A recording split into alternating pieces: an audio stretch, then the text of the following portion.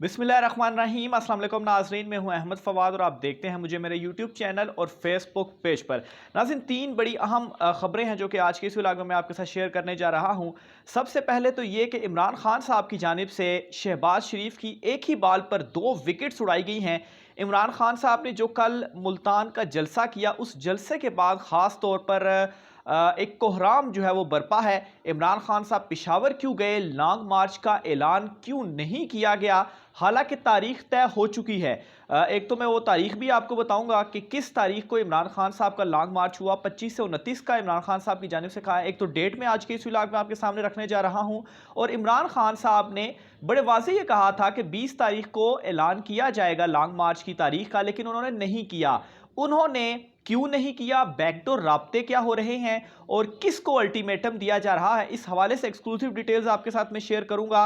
और दूसरे नंबर पर नाजरीन बड़ी जो अहम चीज़ है वो है, एक तो बन्नी गाला में आधी रात को सर्च ऑपरेशन हुआ है। ये क्या मामला है, ये सर्च ऑपरेशन क्यों किया गया, किसके कहने पर किया गया, क्या इमरान खान साहब की गिरफ्तारी के लिए वो पुलिस आई थी और बाद में ये बहाना किया गया, इस हवाले से भी कुछ एक्सक्लूसिव डिटेल्स आज की इस व्लॉग में आपके सामने रखूंगा।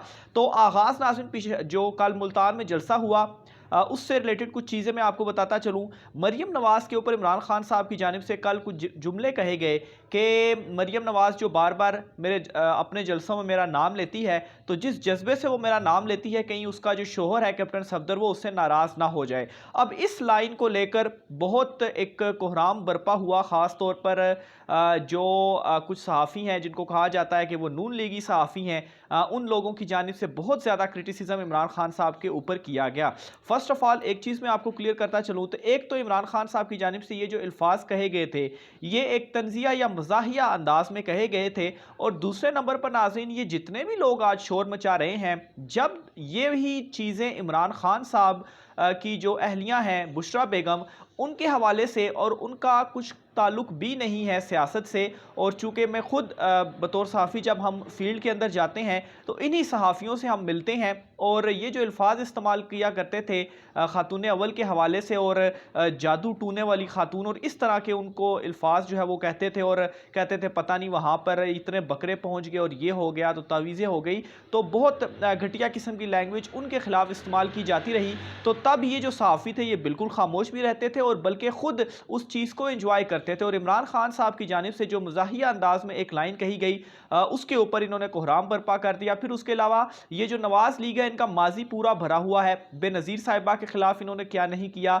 हेलीकॉप्टर से जो उनकी तस्वीरें फेंकी गई, जो पार्लियामेंट के अंदर उनको जो है वो उनके हवाले से अल्फाज जो है ये इस्तेमाल करते रहे, तो सारा माजी आप नाज़रीन के सामने है। लेकिन चूँकि अब इनके पास कुछ और है नहीं तो इस चीज़ को ये बहुत ज़्यादा हाईलाइट कर रहे हैं। बहरहाल दूसरी तरफ मेरे ख्याल से इमरान खान साहब ने भी मरीम नवाज़ को इतनी ज़्यादा अहमियत देने की ज़रूरत ही नहीं थी। वो जो कुछ मर्जी कहते रहें, इमरान खान साहब को उनको कहने की ज़रूरत नहीं थी। लेकिन स्टिल ये जो है वो दोहरा मयार और इस हवाले से जो चीज़ें कही जा रही हैं, तो इनका जो माजी है वो भी आप लोगों के सामने रखना बहुत ज़्यादा ज़रूरी है कि ये जो लोग हैं वो क्या करते रहे हैं। और उस वक्त ये लोग नहीं बोलते थे और अभी इमरान खान साहब की बारी में इन्होंने ये जो चीज़ें हैं वो सारी शुरू कर दी हैं। बहरहाल इमरान खान साहब ने बहुत सारे लोगों को नंगा किया और आज मज़ीद बहुत सारे जो लोग हैं उनके भी चेहरों से नकाब उठाए हैं। दूसरी साइड पर नाज़रीन कल इमरान खान साहब की जानिब से बल्कि सबसे पहले आपको बताता चलूं कि लॉन्ग मार्च की जो डेट है वो 29 मई की तारीख आई है। 29 तारीख को लॉन्ग मार्च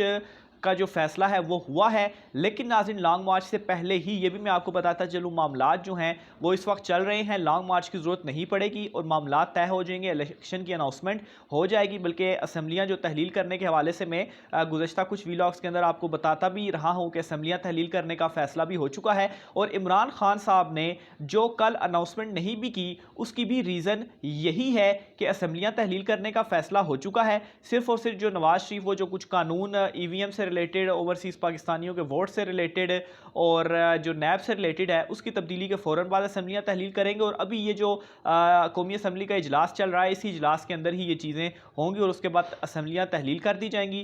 आज 21 तारीख़ है, हो सकता है कि आज हो जाए, लेकिन बहरहाल इसी इजलास के अंदर होगा और असम्बलियाँ तहलील होंगी। फिर जो पंजाब के मुनरिफ़ अरकान के हवाले से जो फ़ैसला आया है तो ये वो तमाम तर चीज़ें हैं जिनकी वजह से इमरान खान साहब की जानिब से मज़ीद एक अल्टीमेटम दिया गया है है कि ठीक है, अगर आपने ये तमाम तर चीज़ें कर ली हैं तो मज़ीद आपको 1-2 दिन में दे देता हूँ। अगर इतवार तक तमाम तर जो मुतालबात और 2 ही मुतालबात हैं, असम्बलियाँ तहलील करने का और इलेक्शन की डेट देने का, ये हो जाता है तो ठीक है।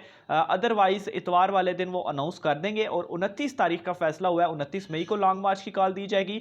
और इसमें यह भी हो सकता है कि शायद इतवार के बाद भी मज़ीद 2 दिन जो हैं इमरान खान साहब की जानिब से दे दिए जाएँ कि चलें 25 तारीख तक का हो सकता है वो वक्त दे दें कि चलो 25 तारीख को अगर इतने ज़्यादा मामलात हो चुके हैं तो ये भी तय किए जाए और अनाउंसमेंट की जाए ताकि इमरान खान साहब लॉन्ग मार्च ना लेकर आए। और इस हवाले से मेरा अंदाज़ा ये है, प्रिडिक्शन ये है कि लॉन्ग मार्च इमरान खान साहब नहीं लाएंगे क्योंकि जो मुतालबात हैं वो पूरे हो जाएंगे और इलेक्शन की जो अनाउंसमेंट है वो हो जाएगी। और यूँ इमरान खान साहब की जानिब से एक बाल पर 2 विकेटें इस तरह से भी उड़ाई गई हैं कि ना वो लॉन्ग मार्च लेकर आए हैं, लेकिन लॉन्ग मार्च को लाए बगैर इमरान खान साहब ने शहबाज हुकूमत को भी गिराया और नए इलेक्शंस की अनाउंसमेंट जो है वो भी करवाने में वो कामयाब हुए।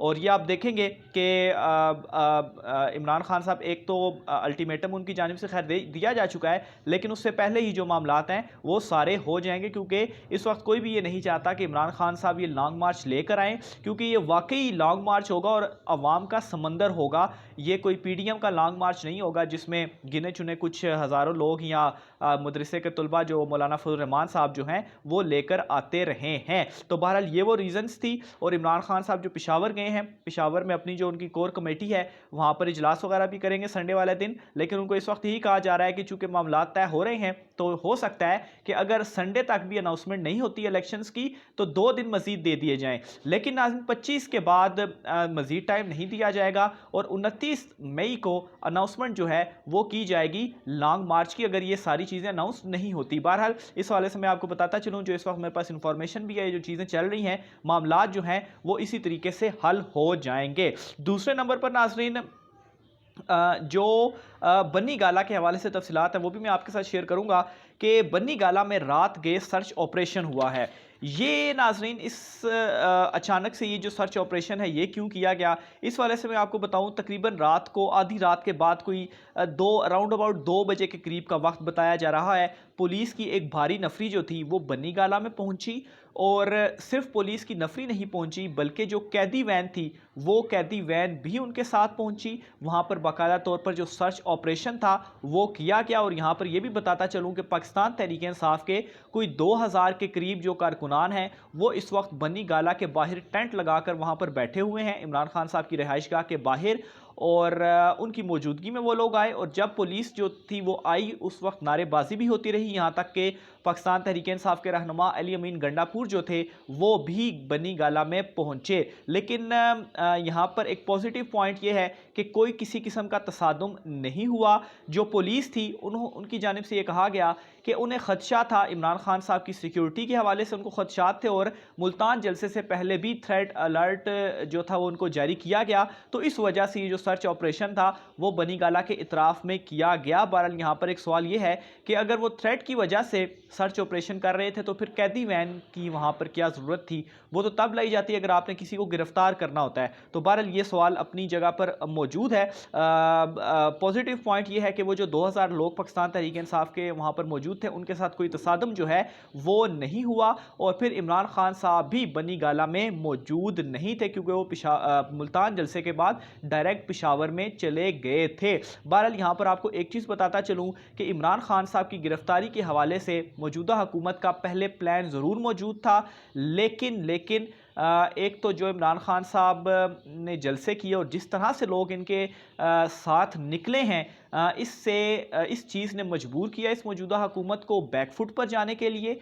और इसी वजह से ही यहाँ तक कि इमरान खान साहब ने इतना इनके ऊपर प्रेशर डाला कि एट द एंड ये ख़ुद ही मान गए कि ठीक है हम असम्बलियाँ तहलील कर देते हैं। जस्ट जो 2 पॉइंट हैं वो मैं आपको पहले भी बता चुका हूँ, एक तो नैब कानून के हवाले से और दूसरा जो वोटिंग है उस हवाले से जो मामलात हैं वो नवाज शरीफ कह रहे हैं जल्दी से इस बिल में ख़त्म किए जाएँ और फिर उसके बाद असम्बलियाँ तहलील कर दी जाएँ। और इमरान खान साहब से भी इस वक्त बैकडोर राब्ते जो हैं वो मुसलसल जारी हैं। तो ये इस वक्त की जो तमाम तर सूरत हाल है वो चल रही है। और मेरी प्रिडिक्शन यही है कि लॉन्ग मार्च की ज़रूरत नहीं पड़ेगी। इमरान खान साहब कि लॉन्ग मार्च लाने से पहले ही मामला तय हो जाएंगे। यहाँ तक कि अगर इमरान खान साहब लॉन्ग मार्च की अनाउंसमेंट भी कर देते हैं, अगर फ़र्ज़ करें 25 के बाद भी 2 दिन दिए जाते हैं, इतवार के बाद भी मज़ीद 2 दिन जो अभी तक इतलात है शायद दे दिए जाएं, और अगर 25 तारीख तक भी कुछ इस तरह की अनाउंसमेंट नहीं होती तो फिर लॉन्ग मार्च का ऐलान होगा। और अगर 29 से पहले पहले भी कुछ मामला तय हो जाते हैं ये सारे, तो हो सकता है लॉन्ग मार्च फिर कैंसिल भी हो जाए। तो अपनी राय का इज़हार कमेंट बॉक्स में कीजिएगा। आज की व्लॉग से मुझे इजाज़त दीजिए। अल्लाह हाफ़िज़।